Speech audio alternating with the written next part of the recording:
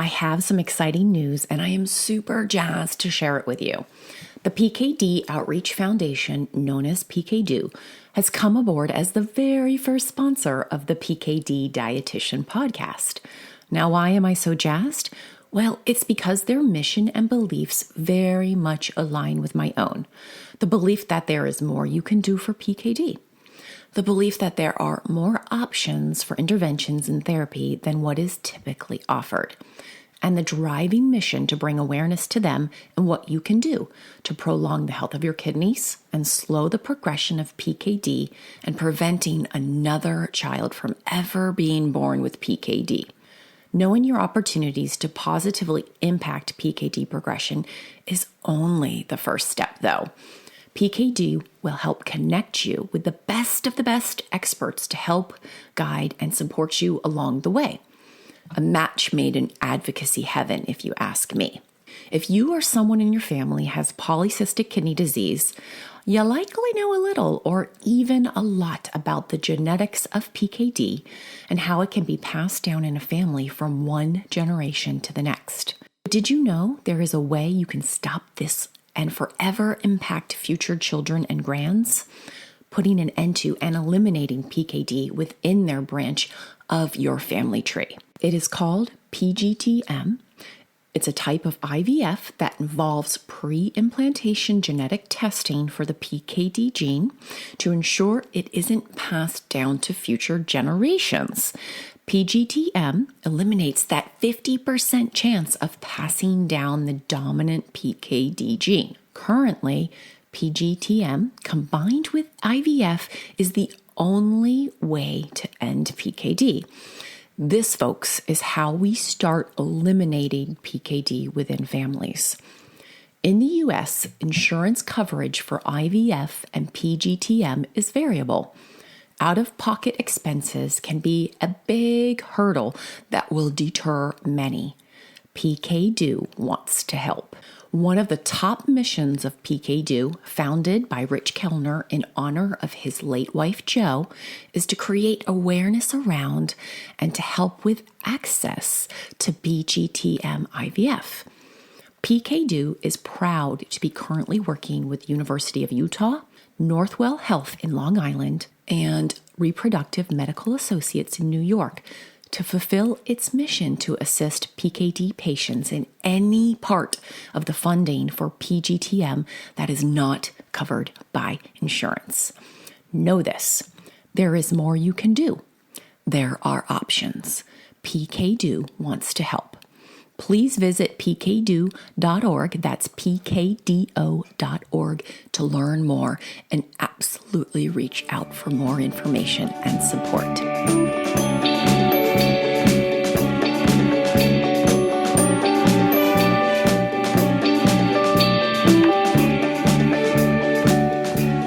Welcome back to another episode of the PKD Dietitian podcast.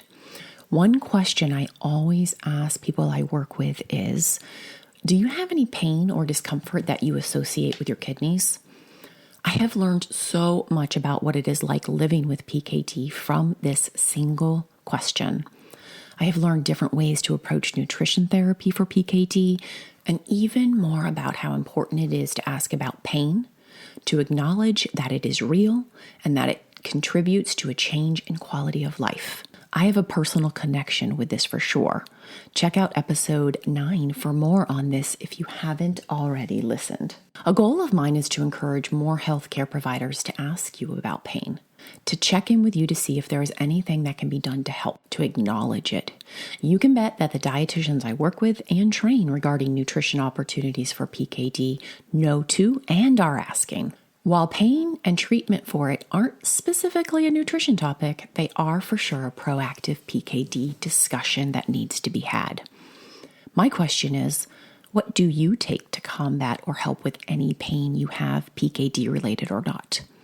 Perhaps you have been told not to use NSAIDs.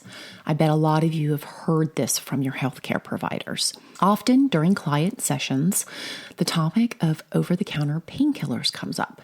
If it doesn't, I ask what their go-to is. 99.9% of them, which I am happy to hear, have been advised not to take NSAID medications. But when I ask if they know why, the majority don't. I truly believe that with any change, whether it's lifestyle or dietary, knowing your why is a big contributor to long-term success.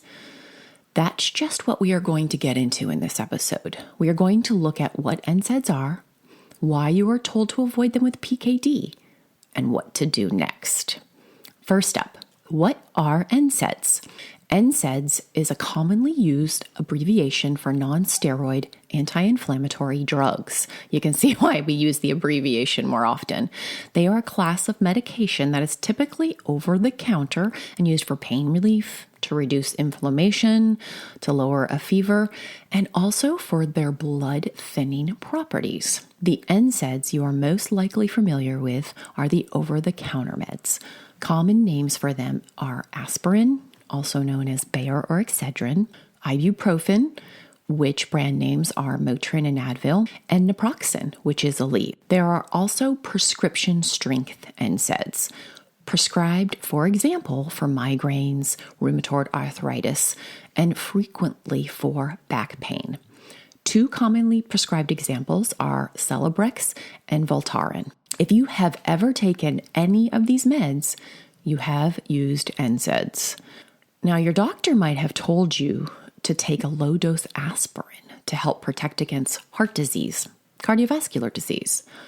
Low-dose aspirin, commonly referred to as baby aspirin, even though it is an NSAID, is considered safe for use for the kidneys and with kidney disease, even with those with impaired function, because it is a much lower dose than what is used for pain control and anti-inflammatory effects. Thus, it does not have the same potential negative effects on the kidneys. In general, use of baby aspirin, which is around 81 to 162 milligrams daily, is fine, even with reduced kidney function. As always, talk to your doctor about your specific needs, conditions, and other medications before starting any new over-the-counter medication. All right, second, let's get into why you are told to avoid NSAIDs. First and foremost, they can reduce blood flow to your kidneys. Non-steroid anti-inflammatory drugs, the NSAIDs, main course of action in the body is to inhibit specific enzymes. These enzymes are known as the COX-1 and the COX-2 enzymes. Now, you don't really need to know or even remember those names, just that these enzymes play a role in how blood flows to your kidneys. Simply put, when you inhibit these enzymes, like NSAIDs do, you can decrease blood flow to and within your kidneys. That, folks, is something you for sure do not want to do. Blood carries oxygen to all parts of our body. Reducing blood flow to your kidneys also reduces the amount of oxygen they are getting. And reduced oxygen can lead to direct damage to the kidneys and to a loss of function. Blocking of the enzymes, those COX-1 and COX-2, can also disrupt the balance of many functions of your kidneys. Remember, your kidneys are filters that clean out your blood. They remove waste, and they also help to regulate your blood pressure. NSAIDs use, especially long-term, can interfere with all of this. Along with decreased blood flow to the kidneys, NSAIDs can cause someone to have high blood pressure. If you already have high blood pressure, they can cause it to be increased. NSAIDs also interact with and prevent some blood pressure medications from working correctly. They can increase fluid and sodium retention. You don't want to hold on to or have an excess of either of those. In the research, NSAIDs have been clinically associated with an acute kidney injury, especially if someone has low blood pressure or is dehydrated. They've been associated with faster progression of kidney disease and decline in function, and an increase in blood pressure. If you are not sure if the over-the-counter medication you rely on is an NSAID, ask your pharmacist or your healthcare provider. They will be able to clarify it for you and let you know if they are safe for use. You can also look at the drug facts labels for NSAIDs. It will document if an NSAID is one of the inactive ingredients. What's especially important to look at is any cold medicine because NSAIDs are frequently included. So again, look at the drug facts label and see if it is included. Third, why it is especially important with PKD to avoid NSAIDs. In addition to reducing blood flow to the kidneys, NSAIDs can interact with and reduce the effectiveness of several medications frequently prescribed with PKD. Those include blood pressure medications, as I previously mentioned. The ones that they have the most effect on are ACE inhibitors, which, for example, is lisinopril, ARBs, which, for example, is losartan, and some diuretic water pills like hydrochlorothiazide, HCTZ. All three of these medications are frequently used with PKD. And what you need to know is that the combination of an ACE inhibitor or an ARB plus that HCTZ plus an NSAID is a bad combination. It is even more dangerous in that combination because there is an elevated risk of kidney damage because of lower blood pressure, the diuretic effect, and then also the NSAID. So this is a really bad combination. NSAIDs are not recommended for patients with ADPKD when kidney function is reduced or when they need to be used on a long-term basis to treat chronic pain. Now that's a nice little segue into what is a general recommendation for PKD then. As I said, NSAIDs are not recommended to treat chronic pain or for long-term use. As always, talk to your MD. You want to avoid taking them unless your doctor has prescribed them or given you the green light for very specific use of NSAIDs. There are some short-term situations where you may want to ask about them or using them, so ask before you do. You can start that conversation and ask your doctor about the risk versus the benefit for you. Now, the big question is, what can you use?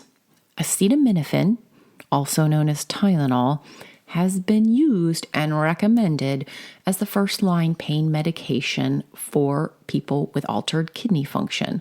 In fact, it's been recommended for over 50 years.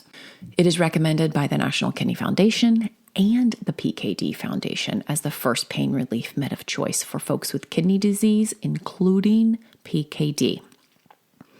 With regards to PKD, there is no evidence that acetaminophen, Tylenol, can and will injure your kidneys or liver, including if you have polycystic liver disease. Remember that each of your health is different, so a medication or supplement that's right for someone else may not be suitable for you. So in summary, don't take over-the-counter NSAIDs. They can reduce blood flow to your kidneys and limit the amount of oxygen that reaches them, which ultimately can cause more kidney damage. With PKD specifically, is really important because they can affect your blood pressure meds. They can cause an increase in blood pressure themselves, and these are definitely things that we don't want to do. Talk to your doctor if you feel that you need NSAIDs for specific times and reasons. I hope you found today's episode valuable and now understand the why behind the no NSAIDs recommendation. If you want to dive deeper into your meds, labs, and supplements, book a lab and kidney health session with me. We will do just that. You will walk away with a better understanding of your lab trends, opportunities to ask your MD about, and answers to all your supplement questions. A super valuable solo session with me. Details are linked out in the show notes. And to close out this episode, a big thanks to pkDO for the work they do and for supporting the PKD Dietitian podcast.